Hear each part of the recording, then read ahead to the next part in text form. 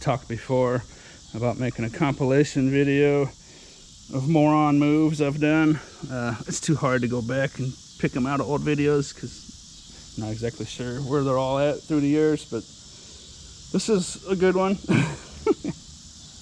A while back I made a video about a ridiculous $1,000 find I had, and I had an Apple iPhone X and Nintendo Switch along with these two PS4s.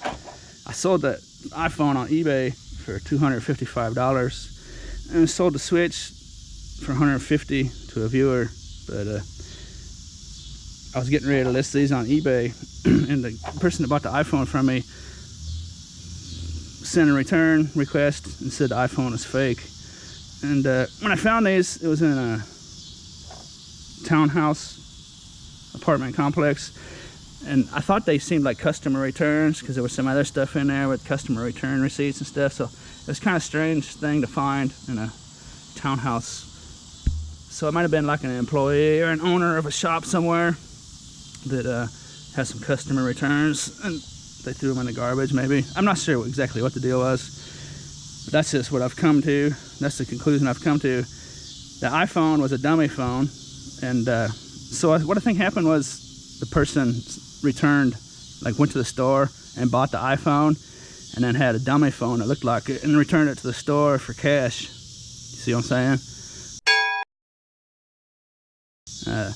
So like on eBay, I'm reluctant to make this video because I don't want to show this scam to people, but at the same time I make tons of videos where I talk about just selling stuff for parts on eBay, you know, to save time, without testing it out and going through all that. And even if you test something out an hour later, it could shut down and have problems. You don't really know for sure. So I've always stressed to sell it for parts or repair. You know, you don't know what you're dealing with coming out of the dumpster, blah, blah, blah.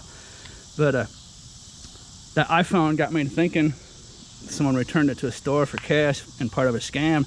And so I started looking at these PS4s, and I'd remembered this one had see the ports there? The ports were all kind of counter funky. They're kind of off looking. Someone right, like the whole thing was loose in there. So it got me to thinking I better check these out before I list them on eBay. And I opened this first one up, and look at this. This circuit board was on top here, and I'm not sure. That looks familiar. I think it might be a television, maybe. But some of you that scrap circuit boards could probably know exactly where that came from. So, but they took an old circuit board. Hey, look at it.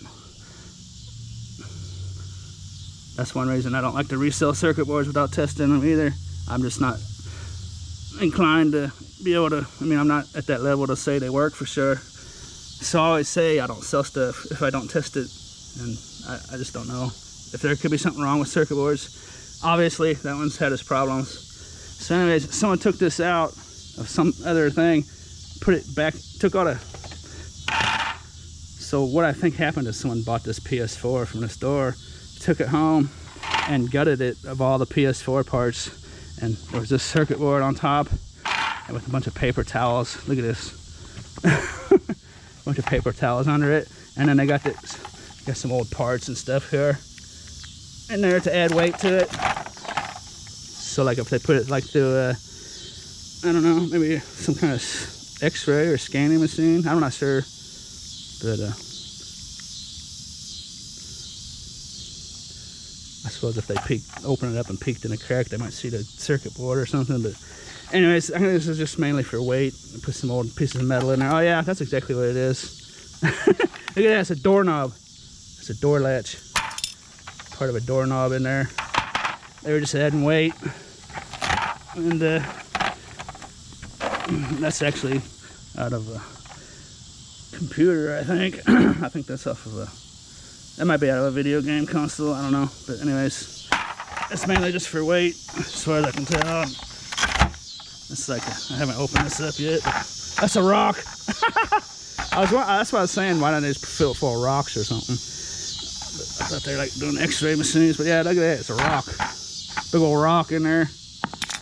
And then look at this here, they got all the ports that I thought were kind of funky looking. Look at that, it's got them taped on there. Look at that. It's taped them on there, returned it back to the store. I got a full refund for the PS4. You know what I mean? So they probably had like a old case at home or something. They just rebuilt the whole thing. Not only did they return it to the store, you know, got their money back, they probably sold the refurbished one on eBay or something. You know what I mean? So I don't know what these cost new. Were they $400 or something? But anyways, so then I had this other PS4 that I found with it, and I thought it would be a similar thing, so I gave it my street scrapper concrete crush on the corner, expecting it to be like that, and it popped open, and it's actually fine. I mean, it's broken. It didn't, I tested it out, it didn't even power on, but it's got all its parts. So the one I can sell on eBay for parts, I dropped on the concrete and busted it open. But anyways, I'll still sell that for parts on eBay. But I'm waiting to hear back on the Switch. I sold it to a viewer. I sent him an email, and he sent me an email back, said everything worked on the Switch except for the console, and he's gonna check out the console, but at least the controllers and stuff were real. So what I think happened was, like, the iPhone was a scam, and I don't know if it's the same person or not, could have been different people. One of these was a scam, but then this one just had a problem, and someone else legitimately returned it. But anyways, I figured I'd show this because I constantly talk about it's being irresponsible to sell stuff on eBay that you find scavenging, because you don't know why it's been discarded. You know, some stuff does work, but a lot of stuff doesn't. So I always just say sell for parts or repair, you know, unless you have the skills to properly test it, and you can absolutely know it works. But anyways, I never really thought about a situation like this. So I suppose if you're selling stuff for parts or repair on eBay, you will want to inspect it to make sure it actually has its parts. You know what I mean? Can you imagine if I sold this on eBay, how upset somebody would be with me if they opened it up and found a rock in there, and you know what I mean? They would just, so I always say sell for parts or repair, that way you don't get suspended from eBay, you know, blah blah blah. Well, obviously you can still get suspended from eBay, so I thought that was worth checking out, worth talking about. Anyways, I hope you enjoyed this moron move, and as always, thanks for watching.